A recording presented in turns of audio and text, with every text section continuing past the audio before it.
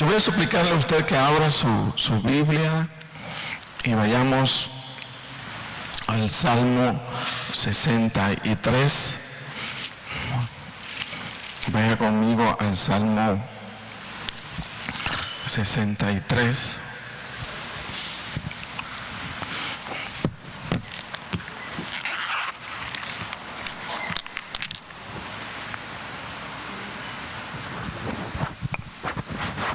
Vamos a leer el Salmo 63 y vamos a basar el mensaje de esta mañana en aspectos importantes que hay dentro de este capítulo.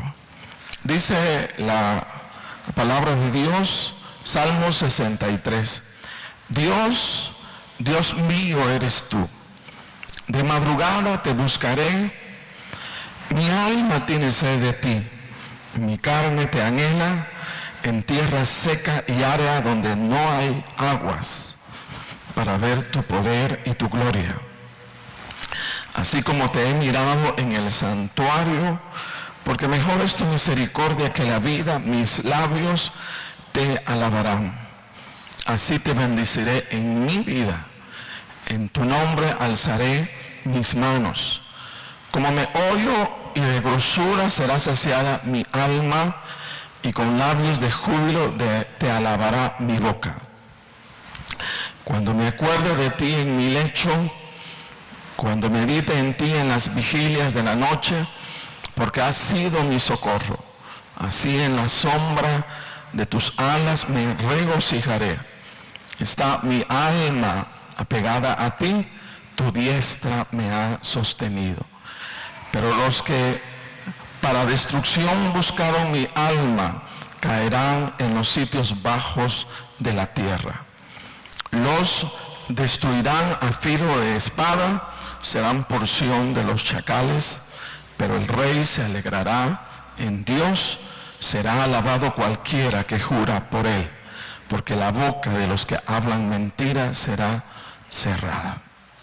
Quiero llamar la atención al subtema que está implícito en dicho capítulo.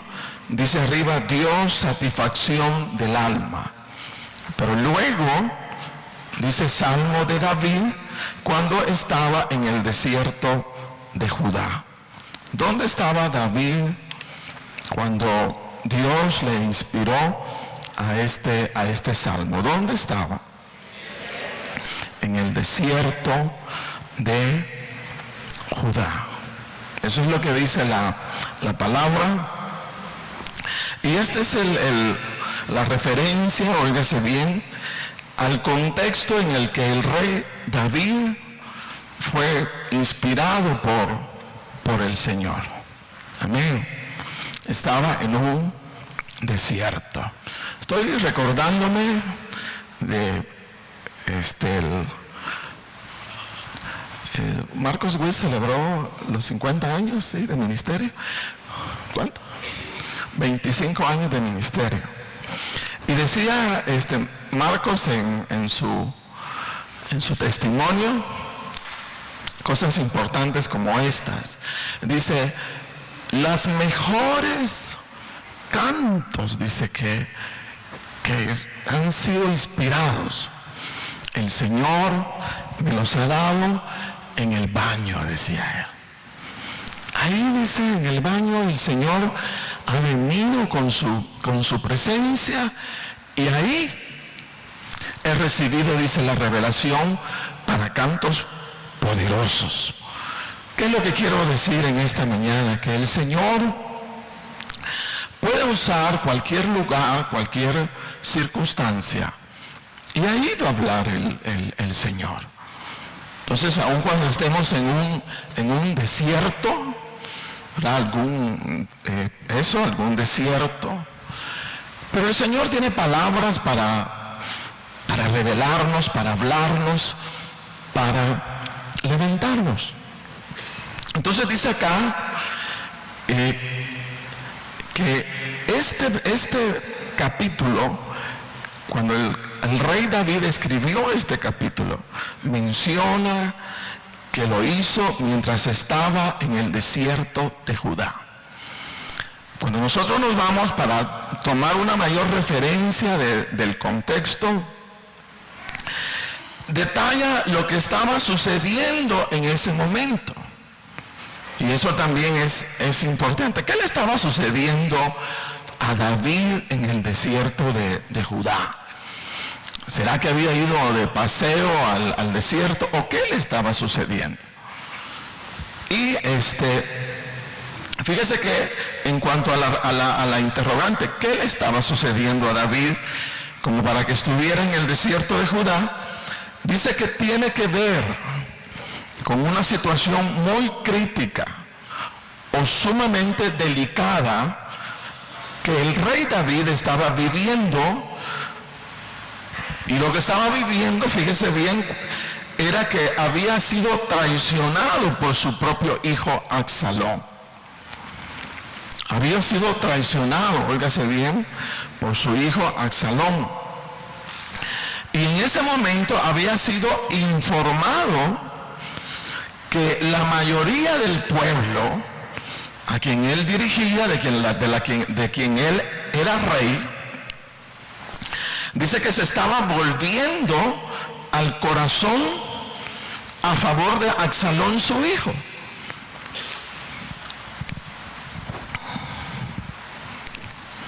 Entonces estaban renunciando a su rey y se estaban volviendo a favor de Absalón. Se me vino a mi cerebro otra cosa, pero probablemente dañe a algunos, ¿verdad? Es como ahora que está los que están en la Asamblea Legislativa, ¿cómo se llama? O más bien que prosélitos de Arena están renunciando y se están volviendo a otra autoridad. Entonces algo así estaba pasando, algo así estaba sucediendo. Entonces el corazón del pueblo a quien David dirigía ya no estaba con David, sino ahora estaba con Absalón, porque Absalón se había tomado el tiempo, fíjese bien, para conquistar al pueblo.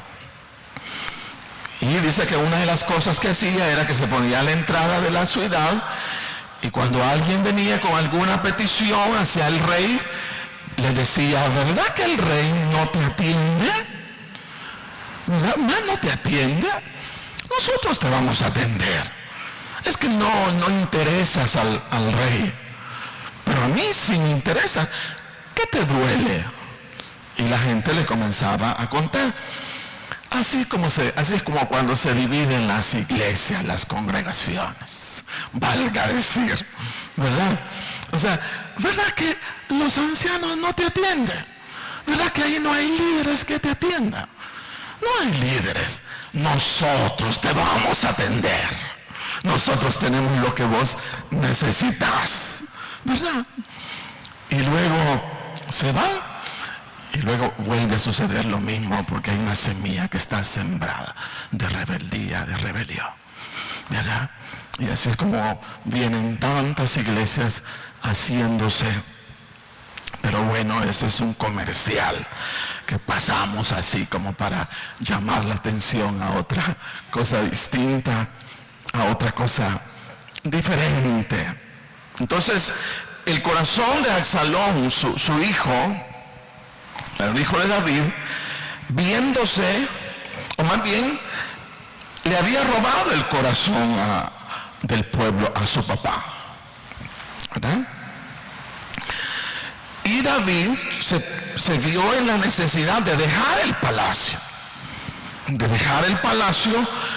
y ponerse a salvo frente a las pretensiones de su hijo Absalón. Él sale del palacio, sale huyendo, porque su hijo está tomando posesión del palacio. Fíjese. Y en ese momento que sale huyendo es que precisamente pasa por el desierto de Judá. Pasa por el desierto de Judá. Dice que el detalle es tal que la palabra describe a David en tales momentos, con un dolor tan grande en su corazón, con un dolor tan grande en su corazón, como que había perdido algo fuerte. Yo escuché a una hermana que había perdido a un ser querido y decía estas palabras, decía: es tan grande el dolor, es tan grande que quiero resistirlo y no puedo resistirlo, es tanto, me duele tanto. Y bueno, eso es como una manera de hacer referencia al hecho de que David tenía un dolor en su corazón. Un fuerte dolor, fíjese bien, en su corazón que lo estaba abatiendo. Y era ver a su hijo conquistar al pueblo, a su pueblo. Robarle a todos sus siervos. Y ahora era él quien estaba al frente, Absalón. Entonces, oiga bien lo que dice la palabra, y usted luego la lee. Dice: y David subió a cuesta de los olivos, y la subió llorando. Mire, la subió llorando, llevando la cabeza cubierta y los pies descalzos. También todo el pueblo que tenía consigo cubrió cada uno su cabeza e iban llorando mientras subía. Entonces la situación era bien dura, era bien delicada. Todo mundo que iba con David iba llorando. Y la pena era la traición de su hijo Absalón. Le había robado al pueblo. Y ese es el contexto. Ahí fue inspirado David a escribir precisamente el Salmo 63. Quiero preguntar, ¿queda claro el contexto? ¿Verdad que era una situación bastante dura, bastante difícil para Absalón? Dígame sí o no. Si usted no se está durmiendo, dígame sí. Si usted está durmiendo, buenas noches, que Dios le bendiga, que tenga buenos sueños. Entonces, ¿qué actitud podemos descubrir? Porque el punto es la actitud, la manera en la que respondemos, fíjese, cada uno de nosotros a las circunstancias o a las diversas situaciones. La actitud es importante. Porque la actitud en la que hay que alinearse desajusta frente a las circunstancias, y es importantísimo que nosotros las cubramos en el Señor. Entonces, ¿qué actitud podemos descubrir de un siervo de Dios en medio de toda una situación de crisis? Eso es importante. Bueno, David estaba en una crisis horrible de traición frente a su hijo. Era un desastre, era toda una desilusión y hasta persecución, fíjese, tal como era el momento que vivía el rey David. Y no solo era persecución física, sino que también persecución espiritual. Su espíritu no tenía paz. Entonces se había levantado una persecución, fíjese bien, espiritual. ¿Cuántos sabemos lo que es una persecución espiritual? No hay nadie siguiéndome. No hay ningún policía, no hay ningún ladrón, no hay nadie por el estilo, ¿verdad?, que esté en mí. No hay ni siquiera un perrito bulldog, o sea, detrás de mí. No hay nadie, pero yo me siento perseguido. porque no hay tranquilidad en mi mente, no hay tranquilidad en mi corazón. Entonces, si no es una persecución física, entonces es obvio, es una persecución espiritual, ¿verdad? Porque no hay nadie siguiéndonos, pero nosotros nos percibimos a nosotros mismos perseguidos. Entonces, esa es una persecución espiritual. Frente a las dificultades, todos tenemos dos opciones en medio de las dificultades de la vida. Y es una, o entregarnos a la crisis o al caos, ¿verdad? Para llorar, o buscar la fortaleza del Señor como un escudo de protección al fin de evitar que los problemas no nos derrumben. Sí. Entonces tenemos, repito, dos opciones: entregarnos al caos, dejar que la situación nos domine, o buscar la fortaleza como un escudo de protección a fin de evitar que los problemas nos derrumben. Entonces encuentro en este salmo el esfuerzo o actitudes de fe que llevaron a David a mantener su firmeza espiritual en medio de una batalla física y espiritual que pretendía destruirlo de su posición de autoridad como rey del pueblo de Israel. Y eso es lo que vamos a aprender en esta mañana. La actitud de un hombre que estaba viviendo una situación dura, una situación muy difícil, fíjese bien, pero que salió adelante en el nombre del Señor. Mire, el enemigo abiertamente nos envía ataques en contra de la posición de autoridad que tenemos como hijos de Dios. Porque una cosa hay que expresarla y decirle: donde quiera que usted esté, fíjese bien, ya sea en el trabajo, ya sea en el colegio, en la universidad, o donde quiera que usted se encuentre, usted es una persona de autoridad en el mundo espiritual. Amén. No a todos los oigo convencidos. Donde quiera que usted se encuentre, óigase bien, donde quiera que usted esté, usted es una persona de autoridad espiritual en el Señor, como hijo de Dios. Amén. Donde quiera que usted se encuentre, donde quiera que usted esté. Si a alguien, o sea, los demonios van a respetar, es a usted, ¿verdad? Por eso es importante que nos pronunciemos en el nombre de Jesús. Porque en el trabajo, ahí en el colegio, en la universidad, podemos poner quieto al enemigo en el nombre de Jesús.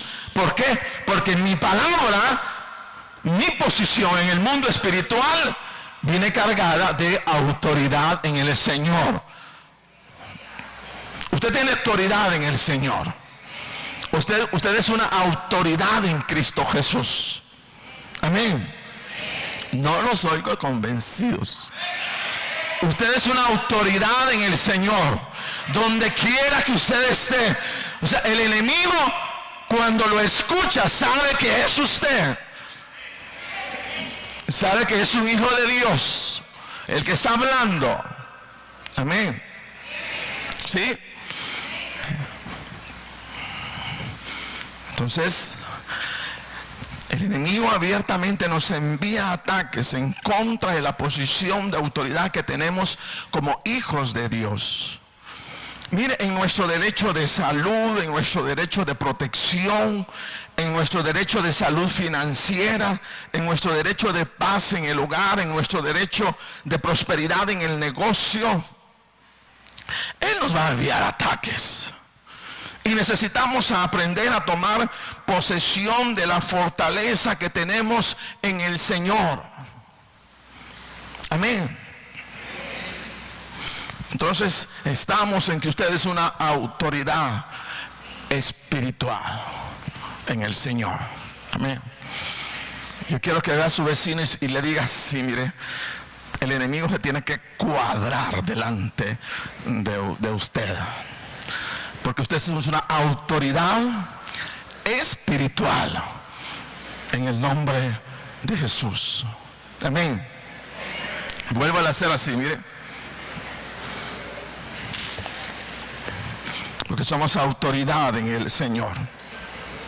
Entonces la pregunta es, ¿qué acciones concretas le permitieron a David mantenerse en la fortaleza del Señor hasta ser vuelto nuevamente a su posición de autoridad? ¿Qué cosas hizo? ¿Qué hizo David? Eso es importantísimo. ¿Qué hizo? Diga conmigo, ¿qué hizo David? Porque lo que hizo David es lo que yo tengo que hacer. Amén. Es lo que yo debo hacer. Entonces, primero, la primera acción que encuentro en el rey David, evitando ceder, fíjese bien, a la crisis o al caos que había venido sobre su vida, es lo siguiente. Primero, que David dejó su zona de confort o de comodidad para entrar en un tiempo en donde pudo intensificar su comunión con el Señor. Amén. O sea, que David dejó su zona de confort, su zona de comodidad, para entrar en un tiempo en donde pudo intensificar su comunión con el Señor. Acordémonos el contexto: perseguido, su hijo le estaba robando al pueblo. Entonces él estaba ahí en medio de todo ello. Entonces, ¿qué hizo David? ¿Qué hizo? Que David dejó su zona de confort o de comodidad para entrar a un tiempo en donde pudo intensificar su comunión con el Señor. Usted me va a decir, ¿de dónde saca eso? Mire lo que dice el versículo número 1. Yo se la voy a leer en la versión lenguaje actual. Versión lenguaje actual dice: Dios mío, tú eres mi Dios. Con ansias te busco desde que amanece. Mire, con ansias te busco desde que amanece. Como quien busca una fuente en el más ardiente desierto. Ahora se lo voy a leer en la versión Reina Valera. Dice: Dios, Dios mío, eres tú. De madrugada te buscaré. Mi alma tiene sed de ti. Mi carne te anhela en tierra seca y árida, no hay aguas, para ver tu poder y tu gloria, así como te he mirado en el santuario. Entonces dice: Dios mío, eres tú. De madrugada te buscaré. Entonces, toda persona, fíjese bien, o más bien, ¿a qué horas se propuso David buscar al Señor en los momentos de dificultad? En la madrugada, ¿verdad? En la madrugada. Entonces, toda dificultad, cuando fíjese, nos está calando fuertemente, es una invitación a romper nuestro modo habitual de vivir la vida, o nuestro modo habitual de relacionarnos con el Señor, para buscar hacer las cosas de manera distinta, de manera diferente.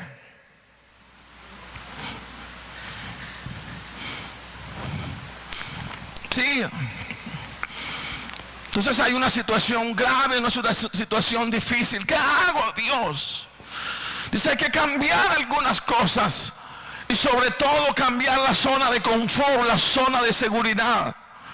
Hay que cambiarla. Hay necesidad de entrar a un tiempo distinto, a un tiempo diferente, haciendo cosas distintas, haciendo cosas muy diferentes.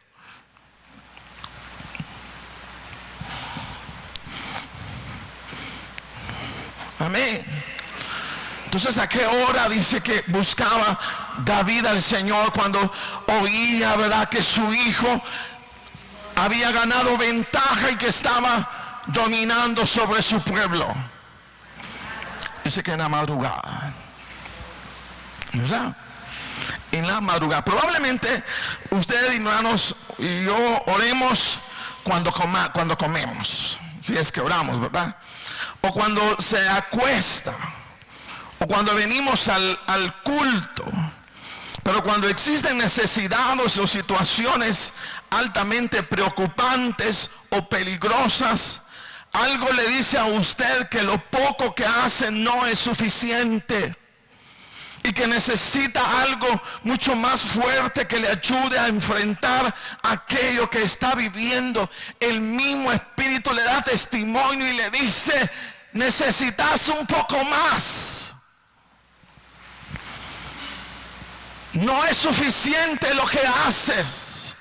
No es suficiente lo que estás invirtiendo en tu propia vida. Invierte más en tu vida.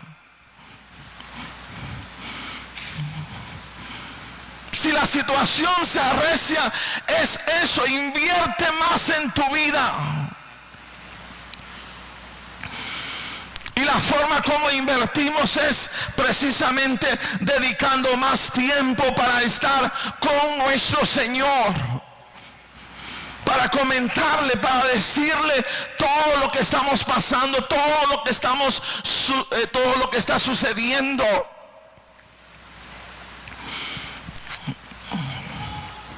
Alguien dijo que haciendo lo mismo solo vamos a obtener los mismos resultados. Pero haciendo cosas diferentes es la única manera de tener resultados diferentes. Entonces, cuando hay todo un acoso del enemigo en contra de una situación, en contra de una circunstancia, es un llamado, mire, fuerte a salir de la zona de comodidad para volverse a intensificar nuestra relación con el Señor.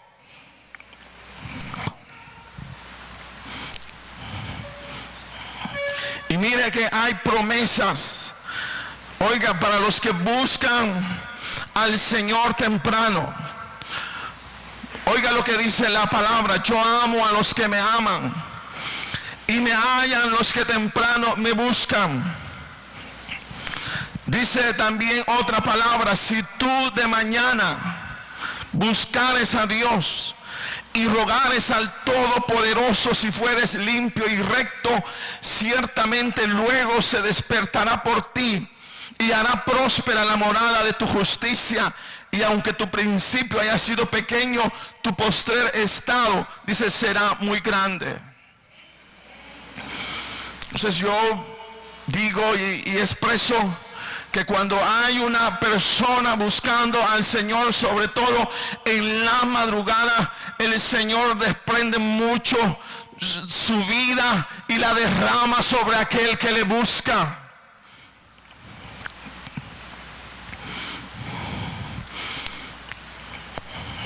Entonces existe toda una promesa de prosperidad y bendición para todo aquel que busca al Señor temprano, para aquel que con su esfuerzo le demuestra al Señor el valor que representa para su vida. Entonces, como primer punto, óigase bien el énfasis de la palabra en cuanto a salir, cómo enfrentar esa situación dura, difícil.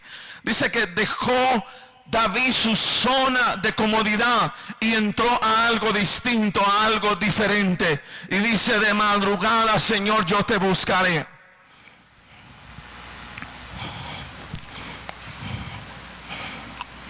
Entonces hay lineamientos exactos, o sea, concretos. En esta mañana, de madrugada, dice: te buscaré. Sí. No los veo muy contentos a dejar la zona de confort, ¿no?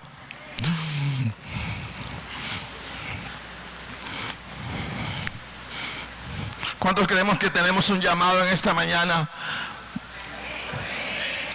del Señor mismo para nuestra vida, diciendo: la única manera que vas a salir de esa situación, la única manera que vas a poderte poner en alto frente a esa circunstancia es: utiliza tu tiempo de madrugada para buscarme.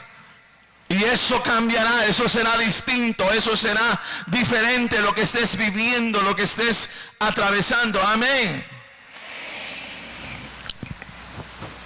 Entonces ese es uno de los puntos importantes. Luego, ¿qué otra cosa hizo David para enfrentar la crisis que vivía? Dice que fue permanecer, óigase bien, con su mente enfocado en la grandeza de su Dios antes que en el problema. Se lo repito, dice, permaneció con su mente enfocada en la grandeza de su Dios antes que en el problema. El versículo dice, me acuesto y me acuerdo de ti. Durante toda la noche estás en mi pensamiento. Esa es la versión lenguaje actual. Oiga bien, dice, me acuesto y me acuerdo de ti. Durante toda la noche estás en mi pensamiento.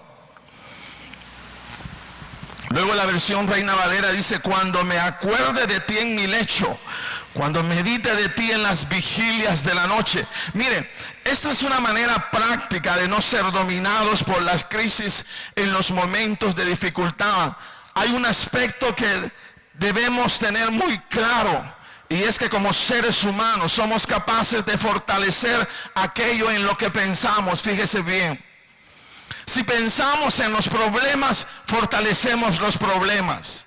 Si pensamos en Dios, vamos a fortalecer su presencia en nosotros. Depende de en quién piense usted. Eso es lo que está fortaleciendo.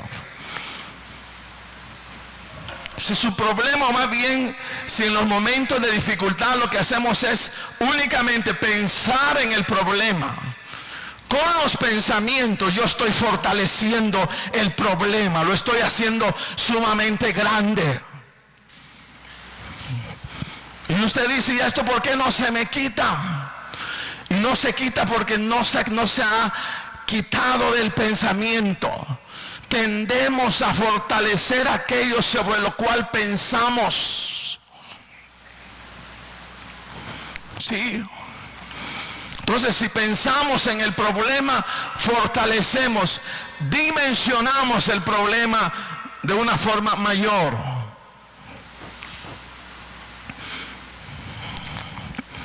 Por eso es significativo, fíjese lo que decía David. Estaba envuelto en medio de una dificultad grave, difícil, y decía él, me acuesto y me acuerdo de ti.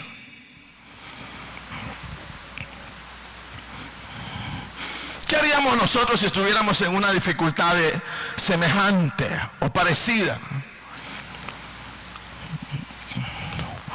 Lo que haríamos es eso. Dejar que los pensamientos nos dominen hacia la situación, hacia el problema. Pero fíjese que David dice, me acuesto y me acuerdo de ti durante toda la noche. Él no estaba pensando en el problema. David estaba pensando, fíjese bien, en su Dios, en la grandeza de su Dios. Comúnmente nuestra actitud frente a las dificultades de la vida es entregarnos a la especulación, a las conjeturas, a las imaginaciones que pudieron provocar la situación que vivimos. Esto es obvio. Y fíjese que lo que hacemos cuando el enfoque del pensamiento es la dificultad, eso produce un desgaste mental, físico, emocional, espiritual, que nos deprime. Pero algo curioso, y es que cuando nos damos a la tarea de pensar en el Señor y en su grandeza, no hay desgaste físico, sino fortaleza. Mire bien. Vea el punto usted de diferencia. Pensando en el problema, tengo un desgaste físico, emocional, espiritual. Pensando en Dios, tengo fortaleza en el Señor. Si usted, mire, pasa horas y horas pensando en el problema, puede terminar en un psiquiátrico. Pero si usted pasa horas y horas pensando en el Señor y en el poder de su fuerza, va a terminar fortalecido y seguro del poder y de la grandeza del Señor.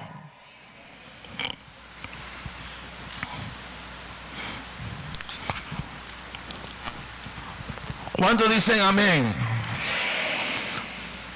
¿Puede usted dar un gloria a Dios, un aleluya? ¿Puede usted darle un fuerte aplauso a nuestro Dios, que tiene la capacidad de librarnos de toda situación y de toda circunstancia?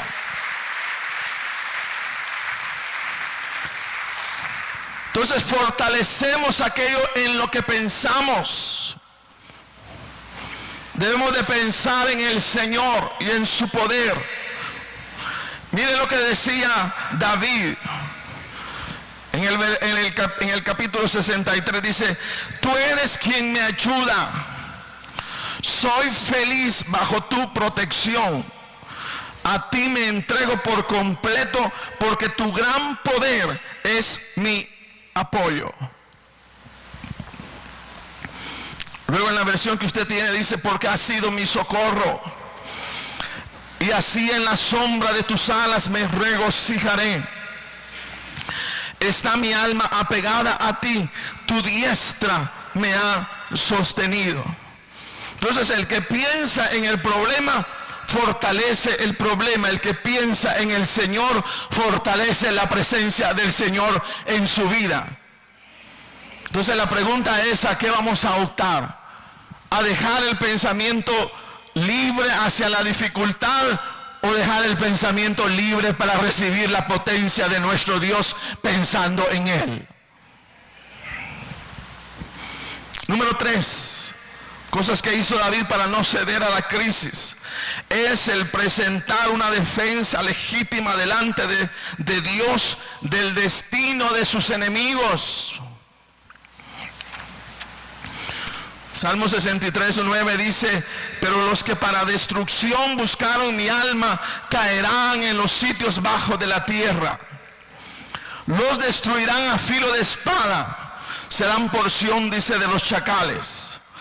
La versión lenguaje actual dice: destruye a los que quieren matarme, échalos en el hoyo más profundo, que los maten en la guerra, que se los coman los perros salvajes. Mire, abiertamente una declaración en contra de su enemigo.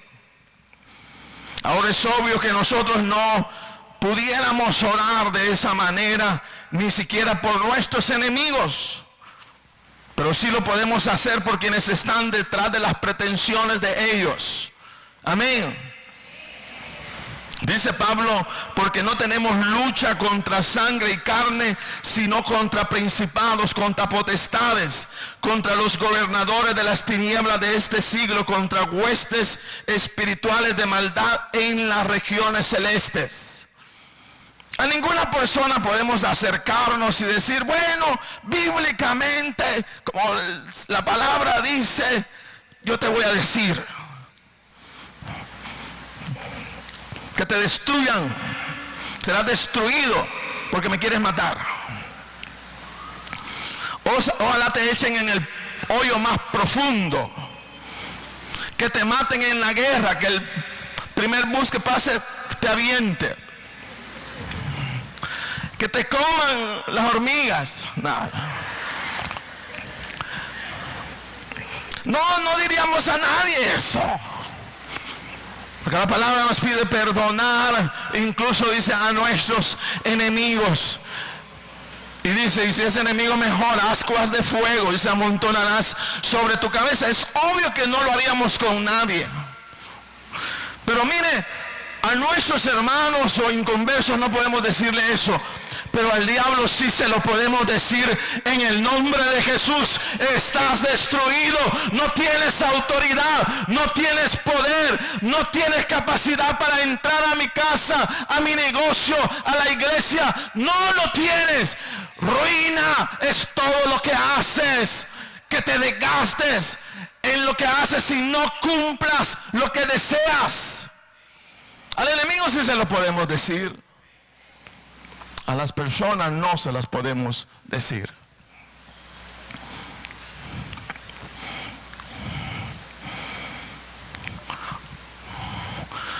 No los veo muy animados, como no los veo con ganas de decirle al enemigo lo que le tiene que decir. Se capta, se entiende. Dice, oiga bien lo que le decía David: destruye a los que quieren matarme, échalos en el hoyo más profundo, que los maten en la guerra, que se los coman los perros salvajes. Mire, pero usted no va a ir con el vecino o la vecina que le tira la basura todos los días ahí a decirle eso. No puede. Tiene que bendecirla en el nombre del Señor. Pero sí lo podemos hacer en contra del enemigo. Maldita la obra del diablo, maldita la obra de Satanás. No prospera lo que hace. Todo lo que hace se derrumba.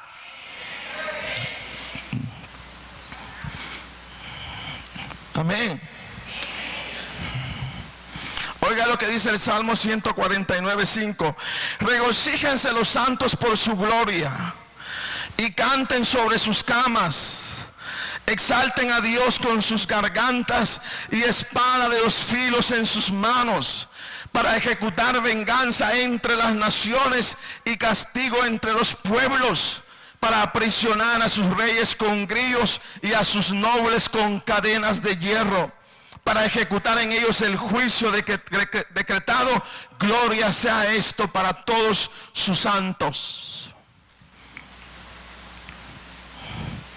Entonces, como hijos de Dios, tenemos la oportunidad de orar, diciendo: Señor, oramos para que todo enemigo que se ha levantado contra mi casa, contra mi familia, contra mi negocio, contra mi salud, sea debilitado, confundido, sea cegado, que sus pretensiones no sean alcanzadas y que todo lo que emprende sea avergonzado.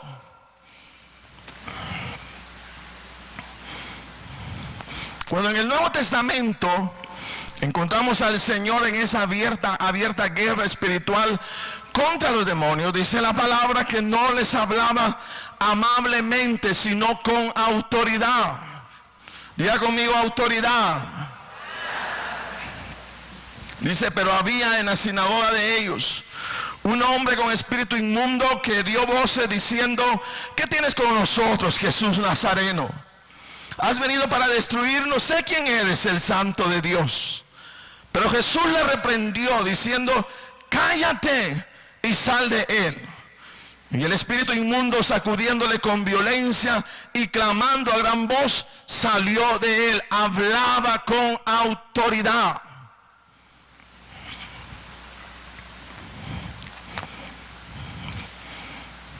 ¿Cómo hablaba? ¿Y por qué hablaba con autoridad?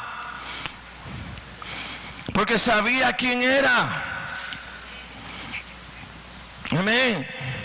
Sabía quién era.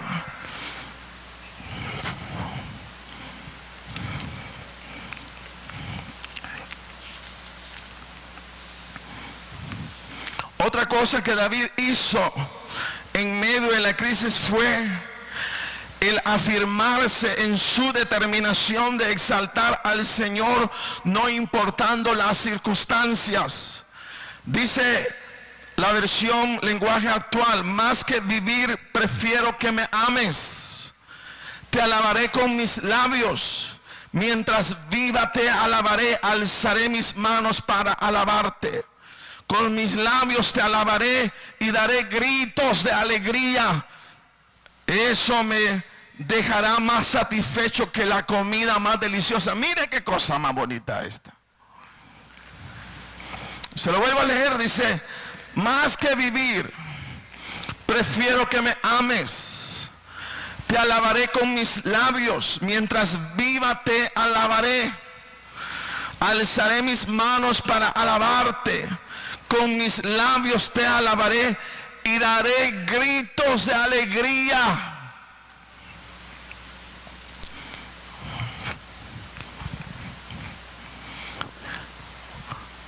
¿Qué es gritar? ¿Puede usted decirme qué es gritar? ¿Alguien quiere gritar? No oigo que griten. No se oye, Dios.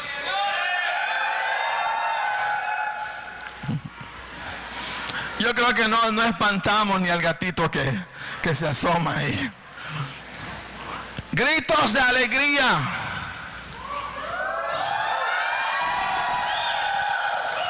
Vamos a poner a la hermana Ani Vázquez que nos dé un grito de verdad, ¿verdad?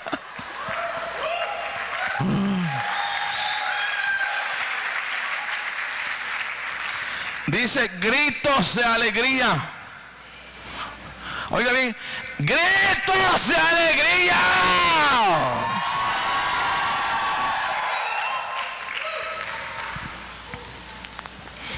Dice gritos de alegría. Yo no sé cuándo fue la última vez que usted gritó.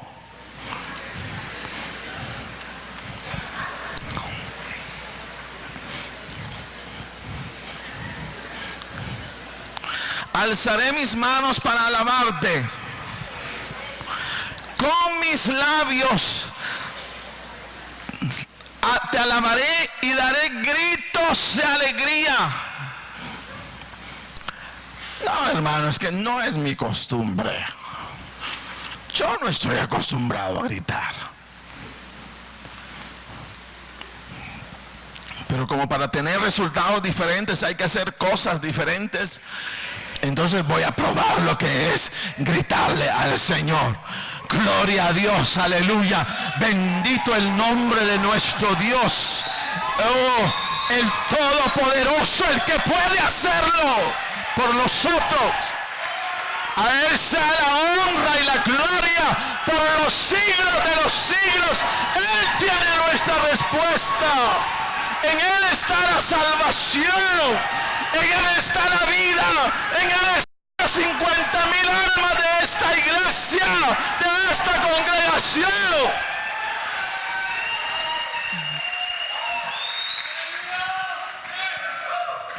Entonces no nos salimos del programa normal del culto.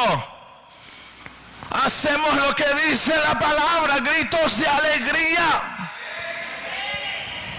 Estoy acordando del canto, que es cantos de júbilo, cantos de júbilo. ¿Sí? Mira, vamos a romper ahorita con, le voy a deber el parte del mensaje, pero gritos de júbilo, gritos de júbilo, esa es la palabra, gritos de júbilo, gritos de júbilo, gritos de júbilo, gritos de júbilo,